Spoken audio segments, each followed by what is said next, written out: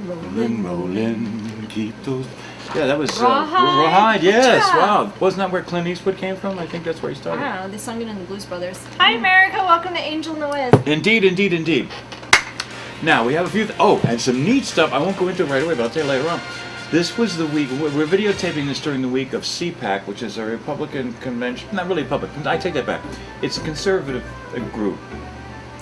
And they're having a meeting, I guess, down in Washington someplace. And I want to share some really interesting things with you from what I watched. Benjamin, what's his name, Connors? Is that what we said? Benjamin Connors? I don't know. Ben Connors, yeah. Ben Connors Benny Connors was on, and Sarah was on, a bunch of different people. They were all really good. But very interesting things were said that you will appreciate when we get to them. But I want to start the show with something that we haven't done in a long time. Okay?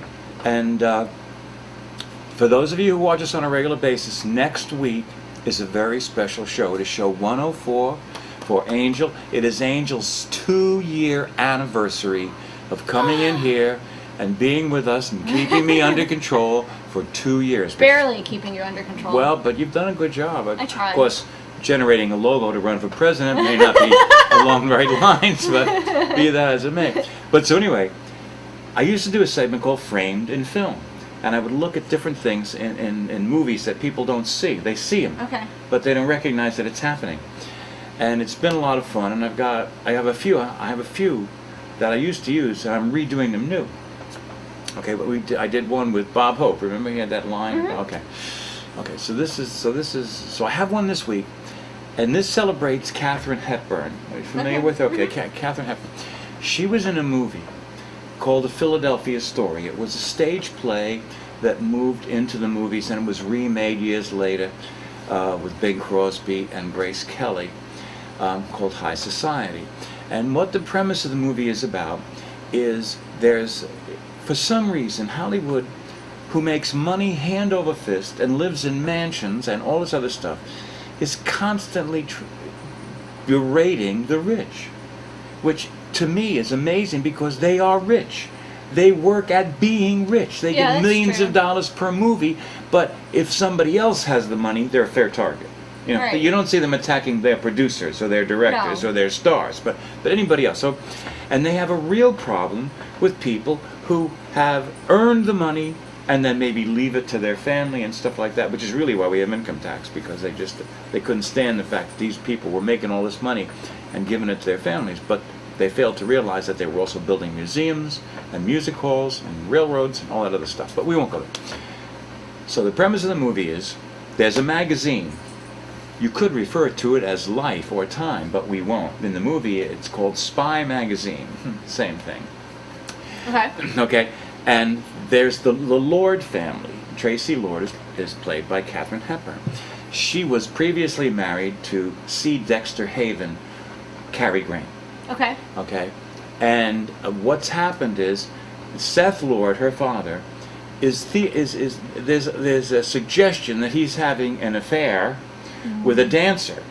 Okay, now it never really turns out to be that, but that's the story that Spy has, and Spy says unless you allow us to come to Tracy's wedding and take pictures and put it in our magazine, okay, we're going to print the story about the father. So they're using it for blackmail.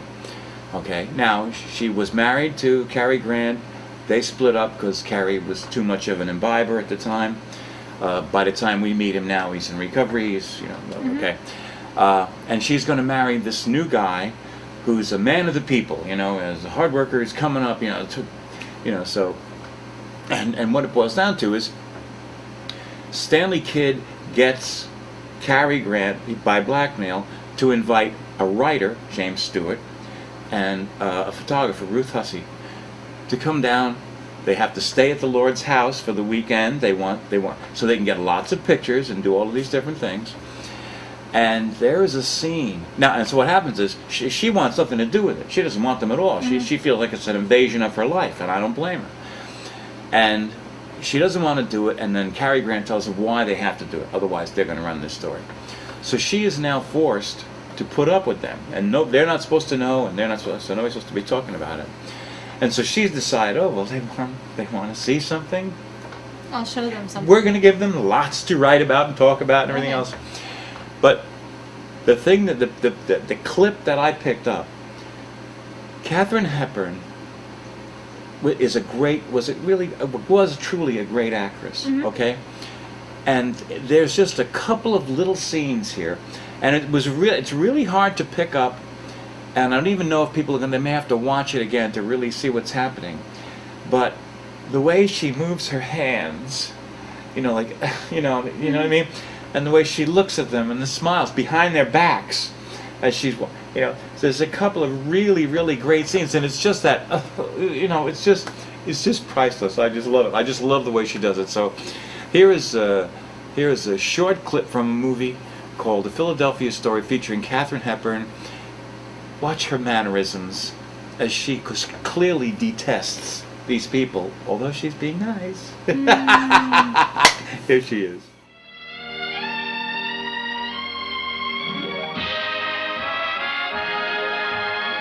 I'm Tracy Thorne. It's so nice having you here.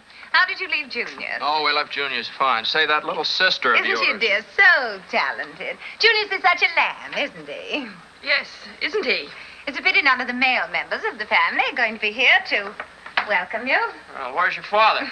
Darling, Papa, I do hope you'll stay for my wedding. We'd like to very much. Well, that was our idea. I'm so glad that it occurred to you.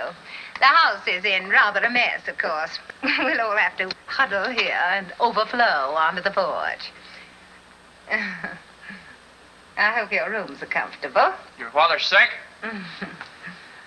What a cunning little camera.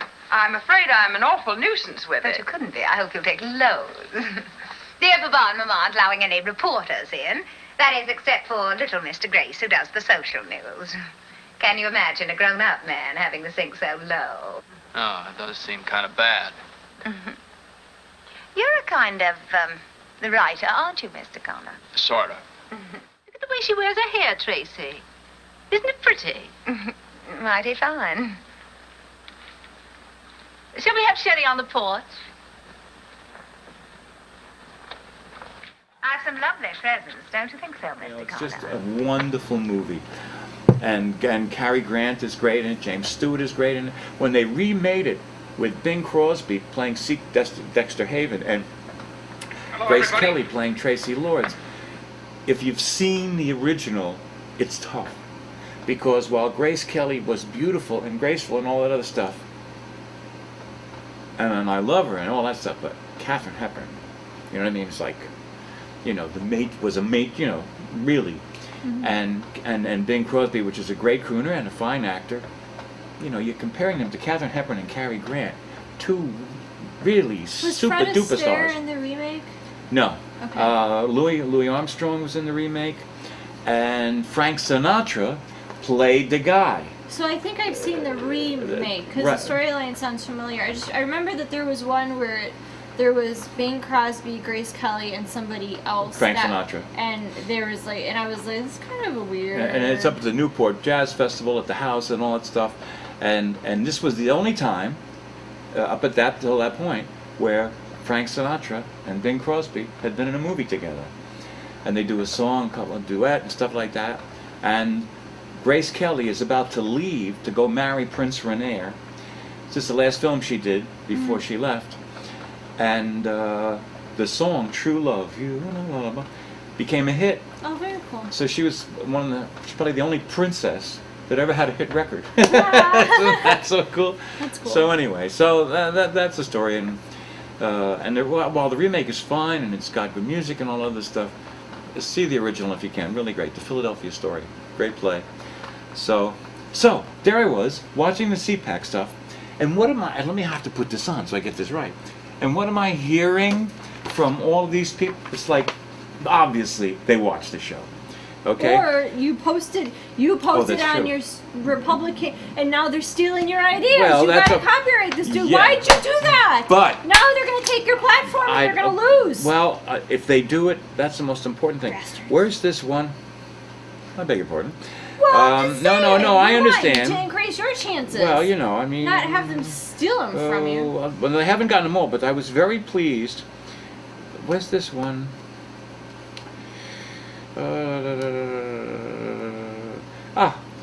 This one I actually heard. I didn't hear it verbatim, but they're all starting to focus in on this. No more racial or ethnic divisions. We are all Americans. Those unhappy with this can move anywhere they would like. And I heard more than one time people talking about we don't have we don't have women's issues. We don't have Latin issues. We don't have black issues. We have American issues. And I thought, oh, that's good. I like that kind of stuff. But believe me, I've been having ideas that other people wake up with all my life. I mean, I can tell you, Well, I it think doesn't we need matter. to know all your ideas there was. Well, I mean, so they liked the couple anyway. So, apart from that, I was enjoying it. And they made one of the points that Bill Whittle made, which was, if you believe in something, you should be able to explain it so that other people can appreciate why you believe in it. And they make a good point. The reason that probably the reason that Romney was not really a conservative, maybe not the best guy to have run, but the idea It was the best option given the other what was the there. other choice. Yeah, it's But- like. But there was others that would have been a better president. But he's a very successful guy and all that stuff. But he never, and this is one of the points that they were trying to make, that the Republicans have not been communicating their message, and I've said this plenty of times anyway, properly, so that people would see why you want to have Republicans in rather than Democrats. Teach a man to fish; he can take care of himself. Give him a fish. I think some of the reason that the message is not getting out correctly is because of Fox News. Listen to me. It's gonna be good. Because the popular TV shows, like the Daily Show with Jon Stewart and the Colbert Report and Right. the key demographic that should be getting the message Right. now Right. in preparation for 2016 Right. is not going to watch Fox News. And Right. Fox News in reality, like I've watched it a couple of times and I'm just I find them annoying. Like they're almost over the top. Okay. On some of their, and it's like, I just, and then what, Is it over the top because you don't agree with them? I can't even get off, like, they're, just the way that they present themselves, the way. I wish I could give me an example. I can't give you, Okay. like, the morning show, Right. they'll spew out facts, the blonde-haired girl, Right. and I'm like, And she's kind of a dumb.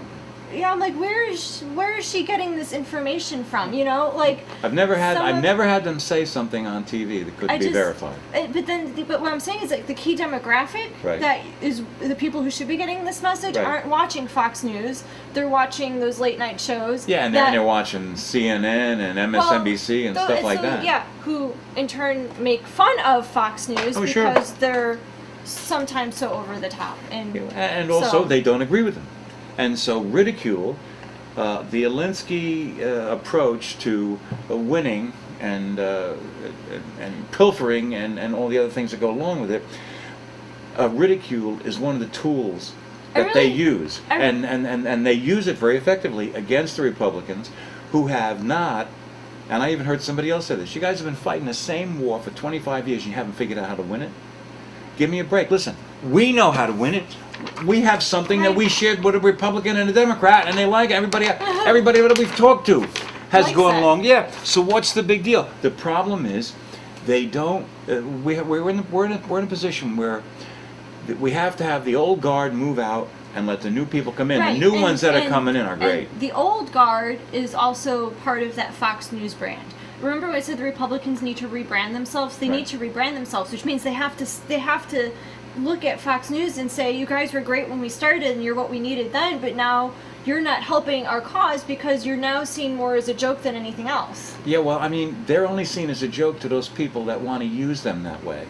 They have the best They're ratings seen on as- television. They're They seen are as a watched joke by by those who want to use them that way when you're talking about the day, but that's because, but they're not doing anything to.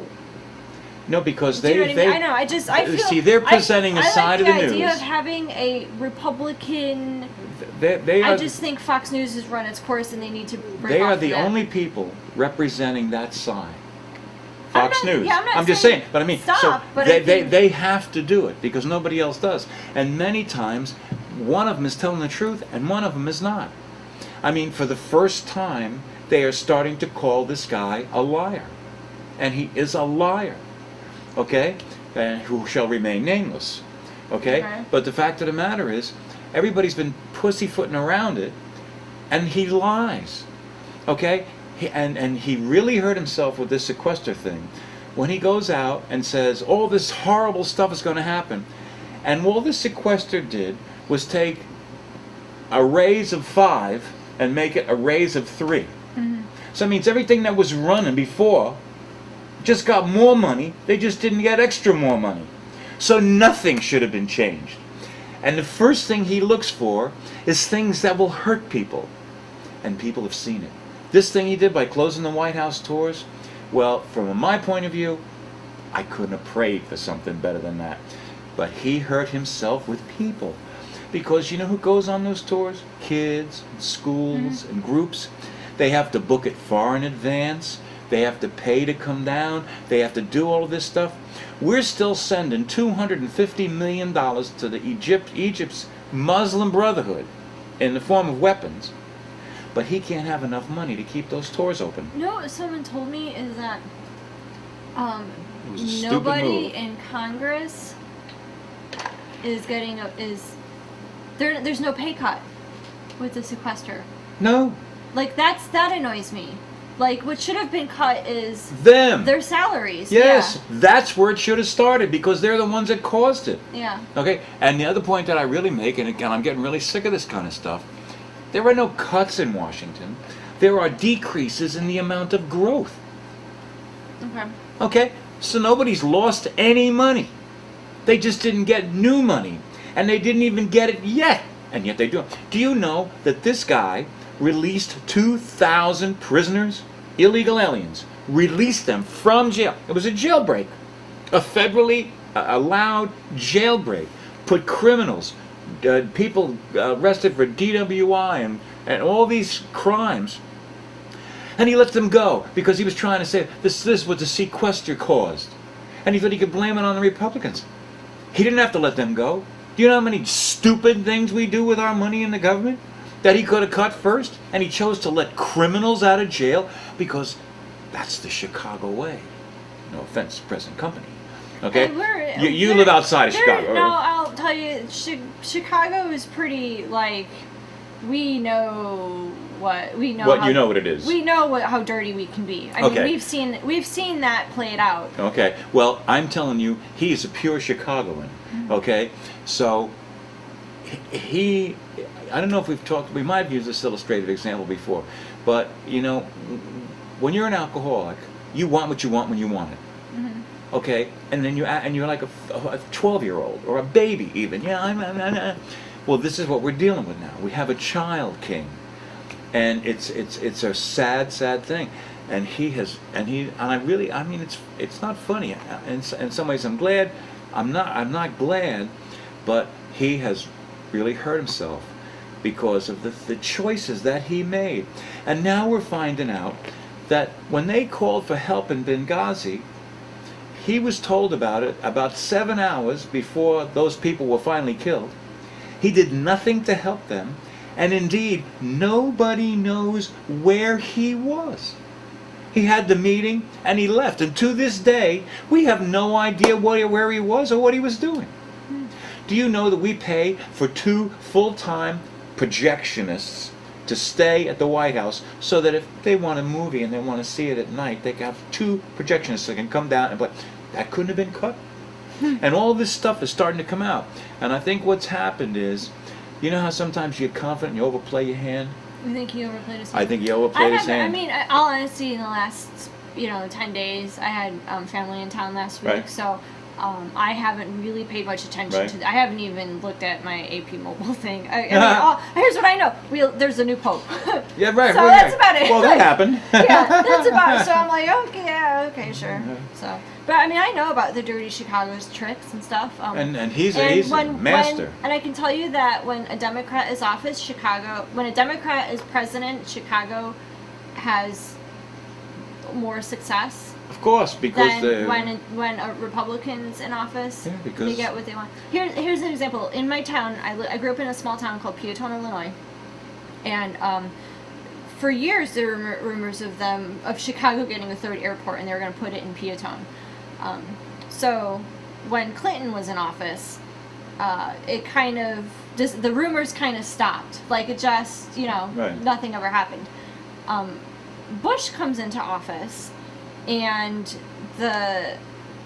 there's now talk of this airport. Now, the truth is, nobody wanted the airport. Chicago didn't want the airport. They have two major airports, O'Hare and Midway. They didn't want the airport. Has it ever been built? Oh no, this thing has been like in planning stages for the longest time ever. It's just used as a political tool. Here's the other thing: is the FAA. Right. At first, the FAA.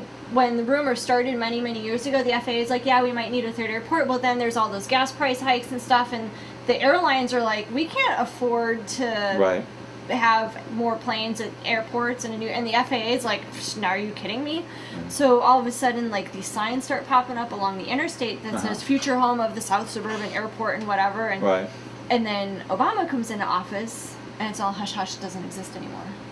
Well, it's really interesting to see how that plays out. Well, we just kind of. Well, Chicago's a seedy city. I mean, and it's given us a seedy president you too. thought corruption, you have not seen corruption until you've been in Chicago. Well, and I can believe it, and I can see it now. A funny thing materializing in Washington D.C. I have to tell you, we have I think a 14-piece group on today. Okay. They're called the Hackensack Men and the Trenton Horns. They got at least 4 horns. They got a couple of guitar players. They got piano, drums, trumpet, everything. It's really, really cool. Let me see. They're gonna do ready for you. I'm ready for you. The song they're gonna do this week is called Ready for You. And this is with Ed Pierce. I did this with Eddie Pierce, who is the field producer for NBC. This was these were the last. Pierce still alive? Eddie Pierce? No, this was his last project. Oh. And then he died shortly, even before we finished working on it. But in any event, here they're going to come up now. They're going to do Ready for You. And then next week we have them, and what are they doing? Next week they're doing Wooly Bully. But next week they're going to do, we shot this pilot, and we had acts on the show in addition to the sports figures. And next week we have all the acts together doing Wooly Bully. So it turned out pretty cool. So I guess we should say for now, remember, next week, 104th show with Tinkerbell here on the air. And I really appreciate that you've come and been as dependable as you are, because I'm a real fuss bucket now.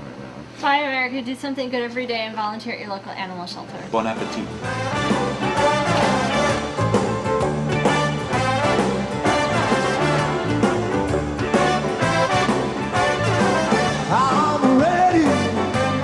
I'm ready as anybody could be.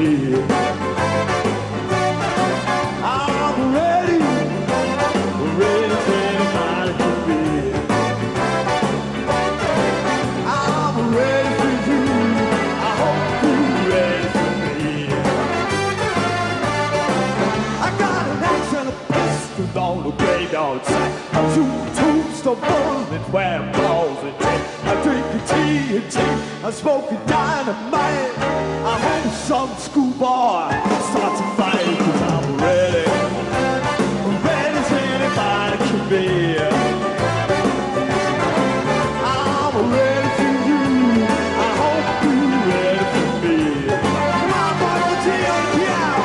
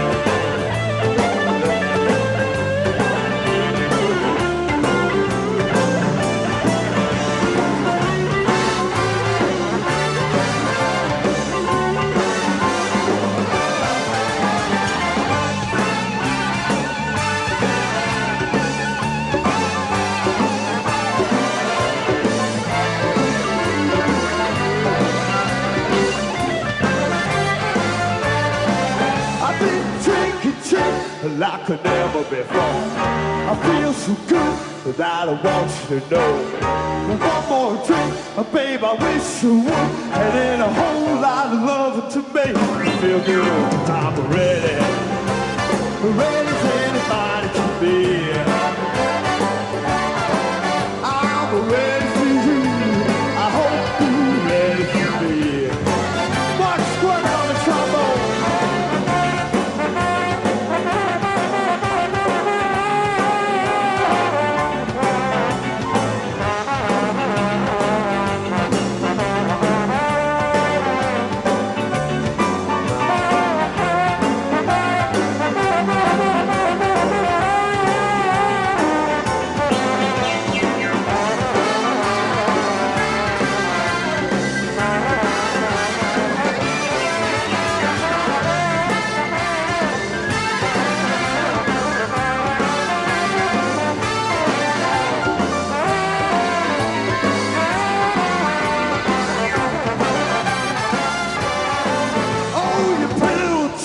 With your curly hair, I know you feel like I ain't nowhere.